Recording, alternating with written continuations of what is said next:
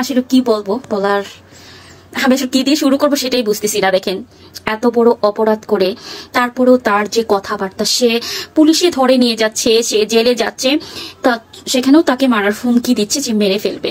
লোকটা খারাপ, ছেলেটা খারাপ, ভালো আমরা সবাই জানি। মোটামুটি কম বেশি এই অনলাইনে এই জুনিয়র সাকিব শিখা তারা কতটা জঘন্যতম মানুষ সেটা ভালো করেই জানি। কিন্তু সবচেয়ে জঘন্যতম যে কাজটা করেছে এই শিখা, এত বড় কাজটা করেও কিন্তু সে অপরাধ বা নিজেকে ওরকম কোনো ফিল করতেছে না, সে গর্বর সহিত এইভাবে বলছে।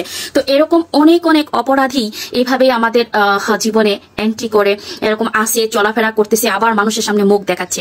তো আমাদের ভুয়া ডাক্তার মনিয়া দেখেন এখন কি ওই যে আপনার ওটাকে হচ্ছে আপনার কেটে যে দিয়েছে ওইটাকে আপনার জোড়া প্লাস্টিক সার্জারি করে জোড়া এই জুনিয়র সাকিবকে আবার হসপিটালে দেখতে আসছে। আসলে কতটা শিক্ষা, কতটা অজ্ঞ হলে প্রশ্ন করার ধরনটা আপনারা দেখেন।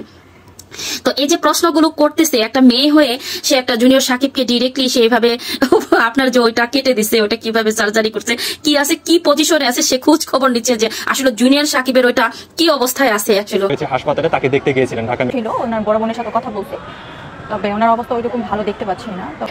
শিখা যে কাজটা করছে এটাতে আসলে সে খুবই দুঃখ প্রকাশ করতেছে, দেখতে পাচ্ছেন।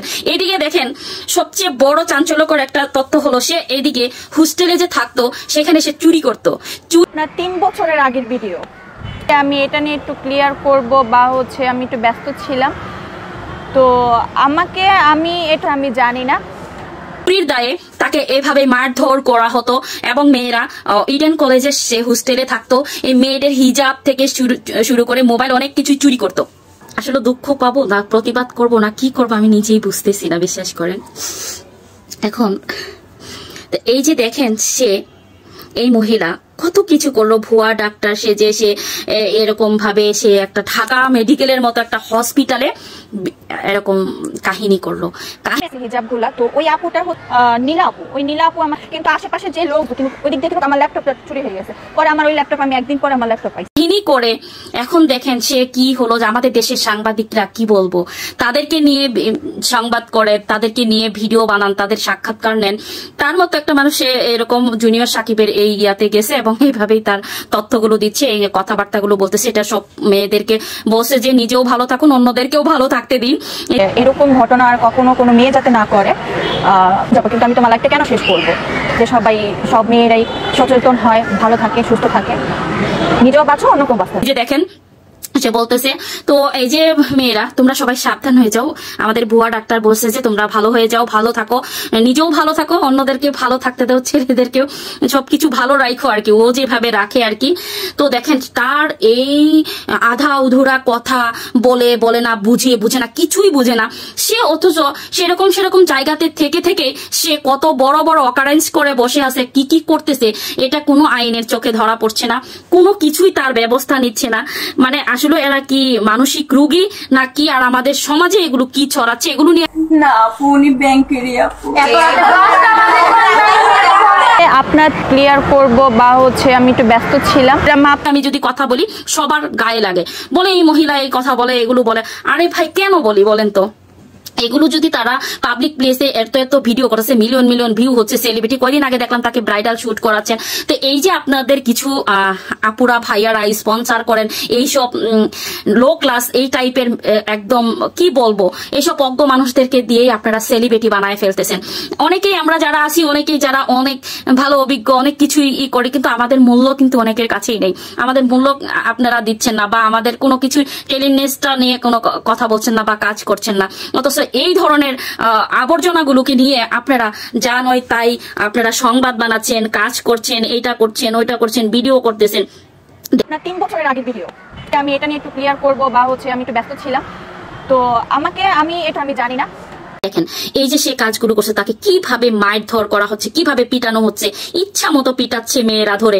সে কিরকম ধরনের মানে থার্ড ক্লাস মার্কা মেয়ে হলে আসলে আর ফ্যামিলি কোথায়, এই যে ইডেন কলেজের একটা হোস্টেলে থাকে, অবশ্যই তার ফ্যামিলি আছে, গার্ডিয়ান আছে, সে 2 দিন পর এরকম ধরনের, যেমন কয়দিন আগে সে কি পড়াশোনা করছে না করছে, কিভাবে এটা ষড়যন্ত্র করে মিথ্যা সার্টিফিকেট সবকিছু বানিয়ে একটা ডাক্তার হওয়া যায়, সেটা যদি সে বুঝে। অথচ দেখেন কথা বলার ধরন দেখলে মনে হয় যে ভাজা মাছটা উল্টায় খাইতে জানে না, সে কিচ্ছু বুঝে না। অত হচ্ছে সে কতটা এই ধরনের কাজের সাথে জড়িত। অথচ দেখেন সে দিব্যি ভালো আছে, তার ইনকাম সোর্স নাই, কিছু নাই, সে কিভাবে চলতেছে, এক এক দিন এক এক গেটাপে সাজু গুজু করে সে কি সুন্দর করে ঘুরে বেড়াচ্ছে, সে স্বাধীনভাবে, তার কোনো সমস্যা নাই, তার কোনো বিপদও নাই। অথচ আমরা একটা সাধারণ মেয়ে বেঁচে থাকা যে কি পরিমাণ কষ্ট, অথচ এরা এই পাবলিক প্লেসে ভাইরাল হয়ে, এরকম নোংরা ভাবে ভাইরাল হয়ে করে, তারা কিন্তু খুব ভালোভাবে বেঁচে আছে। সে কি, এর ইনকাম সোর্সটা কোথায়? আর এই মিলিয়ন মিলিয়ন ভিউ তার ভিডিও, তার ইয়াগুলো দেখে কে করতেছে বলেন তো? আপনি, আমি তো করতেছি, এই জনগণরা করতেছেন কেন? এমপিতে ঢুকি, টিকটকে ঢুকি, ইউটিউবে ঢুকি, ভাইয়ের ভিডিও চলে আসে সামনে, ভাইয়া একজন রুটি ভাইয়া দেখে। আবার আমরা কিছু বলতে গেলে আপনারা এসে যে থার্ড ক্লাস মার্কা কথাবার্তা বলেন, মূর্খতা দেখান, যে আসলে আপনাদের যে শিক্ষা ওইটার যে পরিচয়টা দেন, এটা আমাদের এখানে না দিয়ে যদি এই মানুষগুলোর জন্য প্রতিবাদ করতেন, এই মানুষগুলোর বিরুদ্ধে দাঁড়াতেন, তাইলে হয়তোবা বুঝতাম যে আমাদের দেশের মানুষের মেন্টালিটি অনেক পজিটিভ বা উঁচু লেভেলের শিক্ষা। কিন্তু আপনাদের শিক্ষাটাও কতটা নোংরা হলে আমরা একটা ভালো কথা বলতেছি, একটা ভালো কাজ করতেছি, এখানে এসেও আমার চেহারা, আমার কথাবার্তা, আমার কন্টেন্ট, আমার এটা হয়েছে ওইটা হয়েছে, এগুলো দিয়ে আপনি ফালতু কত ধরনের কথা এক একজন বলে যাচ্ছেন, নিজেদের পরিচয় এখানে দিয়ে যাচ্ছেন, হাজার হাজার কমেন্টের মধ্যে আপনি একটা কমেন্ট করে যাচ্ছেন এরকম। তো এদের এখানে কেন করেন না? এদের নিয়ে প্রতিবাদ কেন করেন না? এদের নিয়ে যখন আমি প্রতিবাদ করি বা কথা বলি, সেখানে এসে আপনারা এইভাবে বাধা দেন। অনেক ভালোবাসার মানুষই আছে যারা আমাকে ভালোবাসেন এবং এটা পছন্দ করেন। তো যাই হোক, আপু যেটা করেছে এটা মোটেও ঠিক করে নাই। তার সে হচ্ছে, হ্যাঁ আপনার ভালো লাগছে না, আপনি ছেড়ে চলে যাবেন, আপনি অন্যের জন্য লাইফটা কেন নষ্ট করলেন? ওগুলোতে আর যাচ্ছি না। তো এই যে ভুয়া ডাক্তারের যে কথাবার্তা, তো উনি কিন্তু খুব সুন্দর মেসেজ দিছে যে আসলে আপনি জীবনে, তার জীবনে থাকেন না থাকেন চলে যাবেন, কিন্তু কেন ওনার ওইটা করতে হবে? তো এটা কখনো করবেন না, এটা উনি আর কি এগুলো বলে গেছেন। আর কি বলবো, জুনিয়র সাকিব আর শিখার কথা তো আর বলে শেষ করাই যাবে না। এরা আসলে আমাদের সমাজে কি ধরনের নিউজ, এটা কি ধরনের। তবে এখন সর্বশেষ একটা কথাই বলবো, পার্সোনাল একটা থেকে বলবো যে এটার বিচার হোক, এগুলোর বিচার হোক, এই মানুষগুলো প্রকাশ্যে এইভাবে ঘুরে না বেড়াক। এই প্ল্যাটফর্মটা এতটা সস্তা হয়ে গেছে, এই প্ল্যাটফর্মটা এতটাই নিম্নমানের হয়ে গেছে, সবাই এই প্ল্যাটফর্ম ইউজ করতে পারে, এখান থেকে কিছু টাকা পয়সা ইনকাম করে এই মুনিয়া, ভুয়া ডাক্তার, এদের মতো মানুষ, এই যে শিখা, জুনিয়র সাকিব, এদের মতো মানুষ এরকম অকারেন্স গুলো করতে পারতেছে।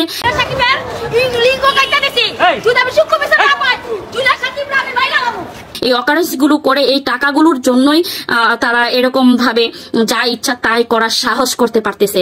তো এই প্ল্যাটফর্মটার এতটাই এরা বানায় ফেলছে, নষ্ট করে ফেলছে, যে আসলে এই প্ল্যাটফর্মটা না সবার জন্য হওয়া উচিত ছিল না। যে তার একটা কথা বলার যোগ্যতা নাই, যার কোনো কিছুরই যোগ্যতা নাই, তারপরেও সে একটা পেজ খুলে বসে আছে। তার একটা না, এক একজনের পেজ কমপক্ষে 2টা 3টা করে আছে, মিলিয়ন মিলিয়ন ভিউ আছে। মানে এগুলো কেন? এটা কে করে দিচ্ছে? আপনারা করে দিচ্ছেন, আপনারা এগুলো দেখেন। আমরা যখন একটা ফ্যামিলির সুন্দর একটা ব্লগ দিই, এখানে কত সুন্দর কথা থাকে, কিছু ভিডিও থাকে কত সুন্দর সুন্দর, ওগুলোতে এসে আপনারা কোনো কমেন্ট করেন না, ভালো করে দেখেন না, করেন না। অথচ এই ধরনের ভিডিওগুলোতে তো আপনারা অনেক বেশি হুমড়ি খায়া পড়েন, সেজন্য আপনাদেরকে এই ধরনের ভিডিওগুলোই আমরা দেই। তা আমাদের কি দোষ বলেন? আমরা কি করবো? আপনারা তো এটাই চাচ্ছেন, এটাই খাচ্ছেন, আপনারা যেটা খাচ্ছেন আমরা সেটাই খাওয়াচ্ছি। বেশি বেশি করে শেয়ার করবেন, ফলো করবেন। যারা এখন আমার পেজটা ফলো দেন নাই, ফলো করে দিবেন। ইউটিউবটা যারা সাবস্ক্রাইব করেন, সাবস্ক্রাইব করে দিবেন। দোয়া রইল দেশে এবং প্রবাসী ভাইদের জন্য, অনেক বেশি দোয়া রইল। আমার জন্য সবাই দোয়া করবেন, আমাকে এইভাবেই ভালোবাসবেন, পাশে থাকবেন।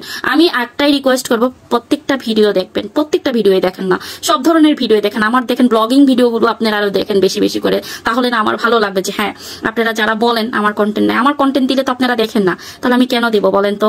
এই জন্য মনটা খারাপ হয়, এই জন্য আমার কন্টেন্ট গুলো দেই না। আমি নিউজ রিলেটেড কাজ করি। তো আপনাদের ভালো লাগলে দেখবেন, না লাগলে দেখবেন না, স্কিপ করে চলে যাবেন। সবাই ভালো থাকবেন, আল্লাহ হাফেজ।